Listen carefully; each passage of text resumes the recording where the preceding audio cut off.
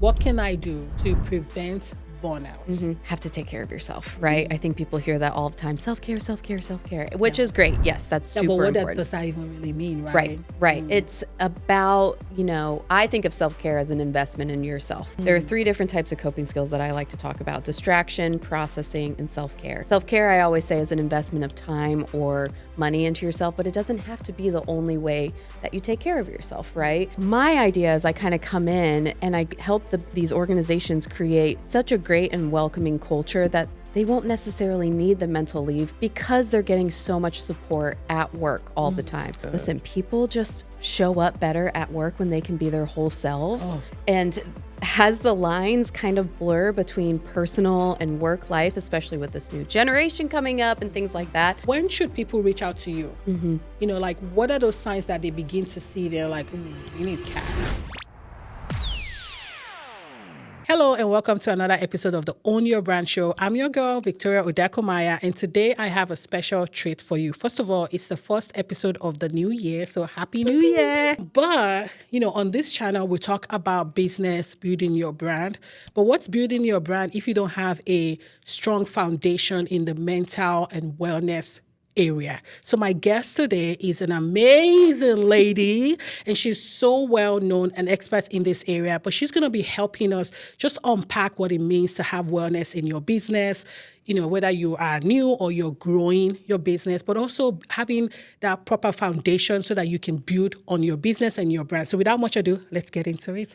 Hi, Kat. How are you doing? Hi, good. Thank you so much for having me. Absolutely. How are you doing? I'm doing good. It's so good to see you. On this not so cold day. Right. Indiana weather, it's like, oh my goodness. I know. Anyway, so you've been doing this for a while. For people that don't know who you are, just give us a little introduction. Yeah, so I'm Kat Nick. I have been a mental health therapist for the past 10 years. I predominantly see adults with trauma. I do a lot of EMDR, and that has been super fulfilling. I love that piece of my work, but I've just kind of noticed that I really want to do more, and I want to impact more people, especially as these big changes come into our world and things like that, and just kind of wanting to be the expert for people to kind of understand how they can make the work side of things just as great as their personal lives. So I started to develop KN Wellness Partnership, and I do wellness consulting. I help organizations and businesses to build or rebuild the foundation of culture and wellness within their systems.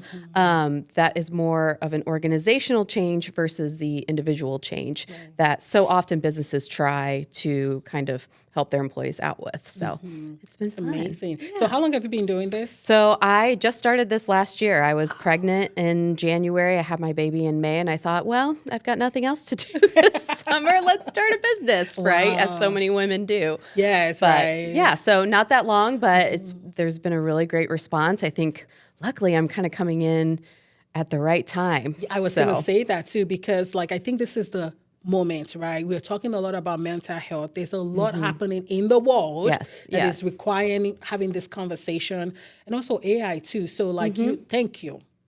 Thank you for on behalf of everybody else. Oh, thank you. Of course. All right. So you work with organization.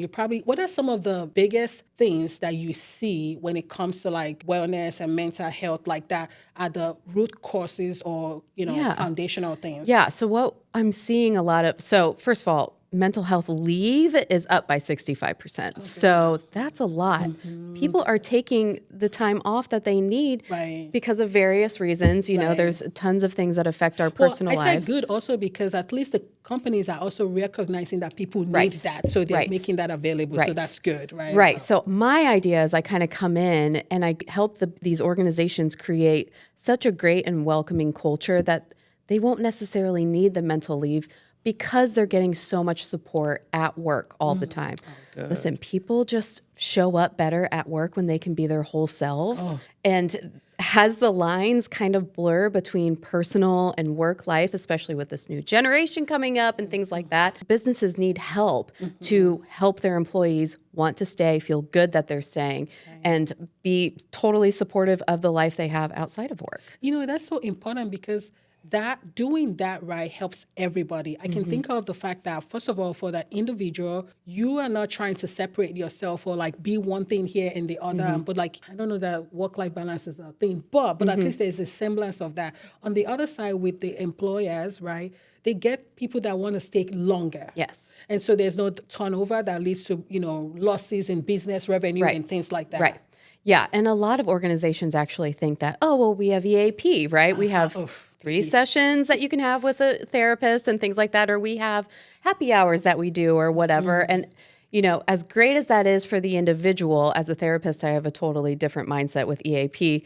EAP is just, it's difficult for someone to go into a therapy situation, only have 3 sessions, be totally vulnerable, Right. and then, have to stop because of cost or, it's just inconsistent or maybe it's unreliable or whatever it is. Right. So the research out there is showing that making individual changes with your company towards your employees does not work. You have to do it in a more broad organizational way where these systems are implemented in a way that supports everyone at the same time. So it's amazing that organizations have done the EAP things and, started mental health leave and things like that, but we have to push that extra mile for these employees to really feel comfortable where they work. I like that extra mile because, when you have just 3 therapy sessions and you want to be vulnerable, first of all, you have to feel like you trust the person. Hard, yes. And before you even, I think that by 3rd session, maybe you're being open. You know what I mean? But when you have a culture change like what you're trying to do, right, it makes it easy for people to just talk about it because it's part of, what you do normally. Right. And I'm not saying come to work and talk about everything personal and private going on in your life. But if you were encouraged to use good coping skills at work, if you were encouraged or taught language on how to express yourself in really positive ways, if you knew that your teammates also knew those things and were going to support you no matter what, if you were also learning about different tactics on how to avoid burnout or how to deal with toxic relationships, I mean, a lot of the things that you may carry home with you at the end of the day don't actually happen anymore because the systems are in place and you're regularly kind of getting that off your shoulders before you go home to the family you love and doing all the things that you really want to do. Because if we don't offload that, we offload it on our family when we get home. Right? And so it's really even affecting the family. But I just want to play devil's advocate for a moment and for people that are out there saying, well, it's not the company's business, right? Like you're here to work, let's get to work. What do you say to that? So that's really hard, right? Because as this newer generation is coming up, we're all in our feelings. We all talk about emotions. We all have that TikTok therapist that we're watching, right?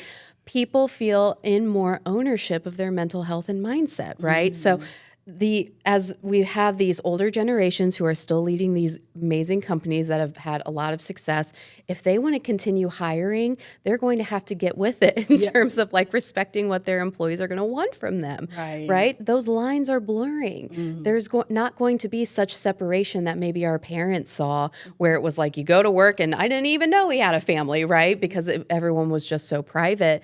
And, listen, this leads to more retention from employees, which saves companies money. People being more aligned in their values and what they're working towards, that makes them happier while they're there, more motivated and things like that.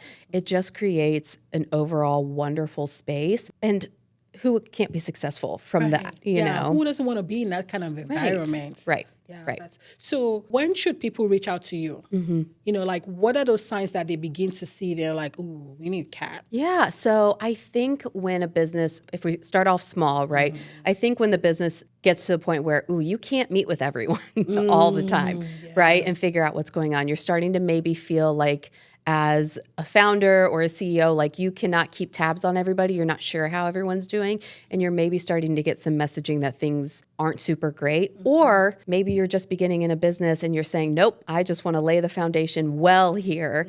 That wellness is a priority for us. And then, kind of on the other scope where it's medium-sized to large companies, if there's lots of turnover, if there's, toxic relationships that you're hearing about, if your HR is drained from, having to meet with people all the time, if you're seeing so many people use this mental health leave or EAP or whatever it is, like those are some ways that you may be hearing people say that they need this kind of wellness component without really hearing them actually say it. So, kind of understanding let's maybe trying a few things in terms of workshops or speaker events, see what the response is and see how that can really grow and help the people who work for you and, kind of going from there. I was going to ask, like, what are some of the things that they can start implementing? But you just mentioned workshop Yes. and Yep. speaker. Yep. So I know you've been doing this for some time now, before you started your business, and you do have a ton of speaking opportunities. What would you say is the number one topic that you often speak to? Burnout. Such a buzzword, right? I like to really approach burnout in a different way. I talk about coping skills in a little bit of a different way, in a way that's more digestible, but I think understandable. As a therapist, I talk about coping skills all the time. I say a coping skill a day keeps the therapist away. Ooh. A lot of people think these coping skills are something that you do as a reaction to not feeling good, right? But they're actually better used as preventatives, right? So I like to help people understand what they are in a different way, plan a routine for themselves, and then in the workforce or in your work environment, if that's promoted, if that's, pushed and supported and things like that, that's also going to help that roll off your shoulders in terms of the day-to-day stuff before you go home. That's amazing. Yeah. Okay, so I know someone is listening right now thinking, what can I do practically right now to prevent burnout? Have to take care of yourself, right? I think people hear that all the time. Self-care, self-care, self-care, which is great. Yes, that's super but what important. does that even really mean, right? Right. It's about, I think of self-care as an investment in yourself. There are 3 different types of coping skills that I like to talk about: distraction, processing, and self-care. Self-care, I always say, is an investment of time or money into yourself, but it doesn't have to be the only way that you take care of yourself, right? So kind of going through those things and being able to really get a routine down, especially that you can do at work, it's going to make you feel more in control. And if you feel like your life is up, down with those emotions, it's going to help you level it out a little bit more. That's really good. And so you said there were other 2 ones too. Yes. So distraction and processing. So, I like to say there's no such thing as a bad coping skill. There's just probably too much of it, right? So I don't care if you scroll TikTok all day long or I don't care if you scroll TikTok, just not all day long, right? So we deserve to not be thinking about what's going on. We deserve to, Netflix and chill and just listen to a podcast, read a book, and not worry about what's going on in our life. That's when processing comes in, is when you do think about maybe that's journaling or going to therapy and, kind of looking at your life in a little bit more of a wider scope. But also with processing is movement, right? Any kind of exercise that you like to do, because you're physically exerting that kind of swirly, anxious energy that comes about too. So healthy balance of that distraction and processing, and then throw self-care in there, and you're off to the races. That is really good, because I think that, we get on people for like being online forever, right? But sometimes it's not that you're trying to avoid the issue, but you're just trying to like get a different perspective and just get away from it. Take your mind off of it, yes. But once you get into the hours of using it, it's just used to numb, right? And you're not really probably gathering any information at all. You're not enjoying it. It just kind of turns into something that's numbing you. Right. And I like the framing about processing, like, going into like writing and also like walking and getting that energy out of your body. Like, I think that, because I can feel there were times where I would feel so overwhelmed, right? And just being able to just take a walk, back and forth just helps me. You can physically feel the energy just relieve. Totally. Well, walking is a form of bilateral stimulation, bi meaning 2 lateral sides of your brain. And it's actually what we use in EMDR to help desensitize things. So I always say, if you feel like you have a really big emotion that you're going through, take a walk. It is something that's going to help desensitize what you're feeling and bring the logical frontal lobe back online. That's amazing. Yeah. Wow. That's it's good. very cool. No wonder you're getting booked all the time. I'm trying out here. Right. So speaking of that, you're a fairly new business owner, although you've been, practicing for quite a while now. How are you building your business? How are you getting your name out there for people to know that you're an expert in this area and you can help them out? Well, basically, I'm bothering people until they email me back or want to meet with me. NABO has been really great, just meeting other women and networking in terms of people in different spaces and organizations and things like that, learning about them, really just asking questions. As a therapist, that comes naturally to me. The business side, not so much, but that's how I really feel like I'm making those connections, is just kind of putting myself in every room till it's the right room. Right. But I know you also, before we started this, we talked a little bit about what you want to be known for, and you were very specific, which I love that, right? putting yourself in rooms, but also being specific about the type of people you want to work with and how you want to work with people. So I like that you've, figured out your messaging and your positioning, which is something that most people don't think about until it's too late. So they want to, help everybody, which can be exhausting too, right? Yeah. Not everybody wants your help, right? So if you try to help everybody, you're going to be exhausted, right? Well, also from a revenue standpoint too, like if you need to be making a certain amount of money, right? Like you have to be working with the right people that are willing to invest in themselves for the services that you provide. Right. The right client for KN Wellness Partnership is kind of like getting the right client for therapy. You want someone motivated for change who's going to do the work outside of session. Otherwise, you're just talking and wasting everyone's time and everyone's money. Exactly. So you want to have that person or that organization that feels super motivated and is excited about it. And sometimes that takes a little bit of me explaining what I do so that they understand the impact of this and, how it can actually increase the positive outlook that people have on this organization for years and years and generations to come. Yeah. I love that you're also incorporating speaking into your marketing, if you will, right? I think it's so powerful and something that most people don't think about, that you're speaking from one to many, but also for the kind of work that you do, right? Like that group activity, I think there's something about doing that too. Yes. Totally. Listen, one of the things that I would love to do is be someone's fractional chief wellness officer. I know they're not just going to hire me off the street to, fill a C-suite position for a while. So the speaking events are really good ways to kind of get to know me and my language and how I talk about things. And, I use a little humor and things like that because I'm an Irish Catholic. And of course, so I think it's just been interesting, kind of gathering those speaking events, building those relationships, because I think ultimately it's a relationship building career. Absolutely. Yeah. So do you use video a lot? Not yet. Okay. Not yet. I should. But no, I really the only video I use is if I'm on a virtual call or speaking event and they're recording it for me. Well, so the reason why I asked is that, I'm hearing a lot that people think that they speak only when they get invited. But you turning on the camera or going on a podcast is also an opportunity to, like this what we're doing right now, is going to be airing somewhere, right? Yeah. So, but we have more power than we think we do, right? So, I just kind of wanted to put it out there because I just thought came to my mind. But yeah, no, thank you. Appreciate that. Instagram has been something that I really started off with very strong. And then as I had the baby and as the business, I'm getting busier and busier, it just has kind of fallen off in that way, even though it's something I probably moderately enjoy doing. I always think about, what do I do next? Do I keep up with it? What do I do in terms of kind of moving forward with that? So it's always interesting to get different opinions and things like that and hear viewpoints. So. Right. So part of this is also like you get to ask me questions. I know, I'm excited. So yes. And I don't know any of these questions ahead of time. So just for anyone that is listening and watching, so go. Okay. So the first one's going to be more selfish about me. Oh, absolutely. You should be selfish. Do I need to go back on Instagram? Is that something I have to do? Okay. That's a really good question, but I will ask you some questions before I answer that. Are your audience people that you're looking to work with, are they on Instagram? No. Yeah. So you probably know what my answer is going to be. Phew. Okay. Right. So let's think about it. I know you want to work with, organizations, right? So Probably meeting with HR people. HR people. Because they're going to be the decision makers with this. Yeah. Exactly. So they're going to be on LinkedIn. LinkedIn. Right. So I would spend more of my time on LinkedIn. Okay. Now, there's nothing to say you can't go on Instagram if you like to, Sure. as an extra. Yeah. But majority of my time or content creation of any kind will be focused on LinkedIn. Okay. I think you get a lot more traction that way. I just love to be told this, not this, don't do this, do this. You got it. All right. So I know you have 3 questions, right? What's the second one? So the second one is, what do you feel like is unique about wellness marketing and content creation versus any other category, field, whatever?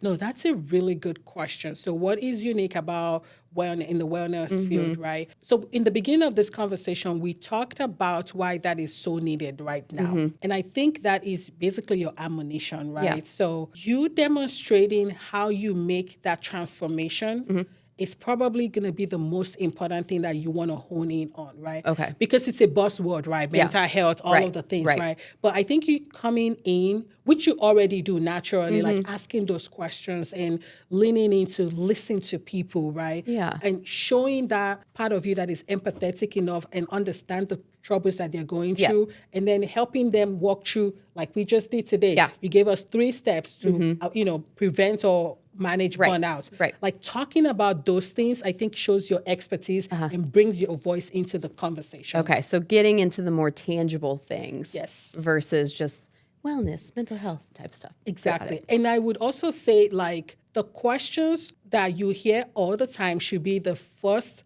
set of contents that you create.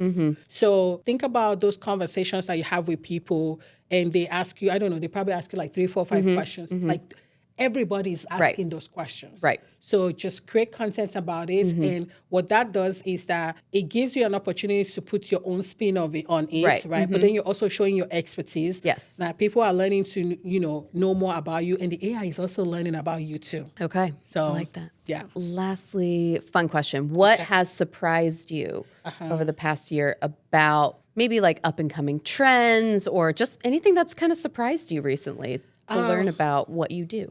About what I do. Ooh, that's a good one. So let's see. This one is funny because I was just on YouTube earlier when I was setting up for this podcast. And the fact that people will watch you do what you're doing without you having to speak I thought that was very interesting. Like, I don't even know how I got into this, but I was scrolling and maybe it was on TikTok or what's YouTube. an example? Yeah, right, like live streaming. Oh, so people are like just scrolling and watching people live stream. Yeah. And even, sometimes we feel like when we're live streaming, we have to talk. But people would watch people basically wash dishes, clean their house, do other things. Yeah. And for me, it's like a get ready with me video. without talking. Yep. So I'm like, what? Why is this? And like, for me, it was like really hard to comprehend. Right. But it's such a genius way to put yourself out there. Totally. Because like in so doing, you get people asking you questions and then you get comfortable, right? The thing about turning on those live stream is that, number one, you don't have to be, you don't have to edit after the fact, right? Yeah. And it's done. Yeah. You just, and then you start. It's that instant gratification for sure. Right. And then you get people to like, when they're curious and they ask questions, those can be questions that you then turn into content later on. Right. Oh. Ooh. So for you in the wellness space, right? I don't know. Do you like incorporate any kind of physical wellness or like what does that look like? Not really. Okay. No. I mean, definitely some like deep breathing techniques and kind of getting into your body and things like that, but nothing in terms of like yoga or Pilates or things like that. I'm a huge walking fan, and that's about it. So Right. Yeah. So like, what does a day look like for you? So just going into the office, seeing the clients that I have on my caseload. Maybe it's going and doing some research that day on topics that I want to bring up or present on, meeting with people, finding out who they are, how I can help them, how they can help me, things of that nature. And then, at the end of the day, picking my kids up, dinner, bedtime, and do it all over again. Yeah. Right. So, but like in there, like when you're speaking to a client, now if you have their permission, right, you can even have the camera just like facing you and just because I think so maybe not so much client because I think there's a confidentiality piece to for the your work therapy you do. aspect. Yes, totally. Right. But like when you're meeting people and asking just general questions, getting to know them as exploring, right? Like it's fascinating for people to see that. Right. Because you as KN Wellness, right? As you build your brand, people, like they see the impact that you're having, right? But people then begin to be curious about the person behind the brand. And so that's kind of like a way to show, to humanize the brand and say, look, I'm, or like maybe how do you handle your overwhelm too as a wellness expert, right? Yep. And help people realize that, yes, I do get overwhelmed. Yeah. If you do get overwhelmed, right? And so just normalizing that, Right. I think it Definitely. would be a cool, Good stuff. yeah. Anyway, so Yeah. I know you have a resource for people, your speaker worksheets. And, Tell us a little bit about that. So I put a speaker sheet. At first, I was like, "Wait, what are we talking about?" I put together a speaker sheet, and I've kind of put together some ideas for workshops and things like that, just to kind of give you a little bit of a taste of who I am and how I work, but also, to get some really good education and things like that into your organizations and businesses. So I do topics on like aligning identity with your work and your purpose of your work. I do workshops on, kind of the magic of your brain and coping skills and burnout and things like that. Emotionally intelligent leadership. There's lots of them. And a lot of times it's mostly, I would love to have organizations come up to me and say, hey, we need this. This is our problem. And then I create a workshop that's just for them. As a therapist, it's individualized, right? So I like to have an idea and a little bit of a cheat sheet in terms of what people can look at, but ultimately we figure out what's best for you and what you need. That's amazing. So I love that you tailor it too. So it's not just a one size fits all or Totally. generic thing. That's amazing. All right. So what are some of the fun workshops that you have coming up right now? Because somebody's like, maybe I can just sit in and There's nothing on the calendar as of yet, but that's definitely something I would like to keep going. I am speaking at Collab X for NABO, which is for the newer business owners and things like that, like me. And me too. Yes. And I'm also, just kind of, I'm doing a lunch and learn with a law firm here soon. And let's see. I mean, things just kind of come in all the time, and it's little things here and there, but also big things as well. And, it's exciting in that area. But yeah, I mean, I'd love to do like a speaker series or something like that. That would be fun. Yeah. I got to get that email list going. Yes, absolutely. That email list helps a lot. Yes. And I don't know if you want to talk about this, but I know you had mentioned to me that you're working with, like you're trying to get to work with this big organization, the HR. Yes. So me and my amazing mentor, Chris Mills, whether she would say that she's my mentor or not, I'm forcing her. We're putting in some applications for some speaking opportunities for the Indie Sherm conference that's happening in later this year. So that's a pretty big one. So crossing our fingers for that. Yeah. So these are some of the places you can see Kat speak or get a taste of what she brings to the table. And I'm really hoping that you get that opportunity to speak. I think it's going to be amazing. Oh yeah. But before we wrap this up, is there anything that you could give as advice, or I mean, of course, this is not medical advice. Sure, But so people out there that are just like, what can I do right now? Yeah, I think I would first tell people like you're not alone. Everybody goes through stuff where it feels like it's hard to balance work and home life and things like that, and they should be separate in a lot of ways, but in a lot of ways they shouldn't. Your organization should see you. They should, want to help you, and you should feel good going into work, not feeling like you need to push everything to the side, become a shell of yourself, be numb. Everyone should be able to be their whole selves at work, and that's the most important thing. And I think we've got a lot of really wise organization leaders and things like that who are catching on to that and, want their employees to be happy and healthy all the way around. And I'm happy to help kind of transition them into that. Right. Now, so for those organization leaders, the HR and the decision makers that are listening to this and saying, we need Kat, we need her right now, how can they reach out to you? Email's probably best. It's Kathleen@knwellnesspartnership.com. A little bit wordy. All my socials on that KN Wellness Partnership website, same thing. So if anybody wants to get a hold of me, I'll be here. Yeah. We're going to put all of that in the description, including the speaker sheet series, so you can see topics that she can talk to you about or help with. I know, and I love that you are able to customize as well. Oh, yeah. So, and also all the contact details so you can reach out to her, because we all need help. And if our mental and the wellness is not like in the right place, we really cannot make the changes that we know we're able to do. So thank you for coming. Thank you. And so just sharing, and I really appreciate this. Yes, me too. No, it's been a pleasure, and thank you for all the tips and things that I need. I need to move forward with those for sure. Baby steps, that's good. Yeah. Right, well, until next time, keep it locked in here. I'll talk to you later. Bye.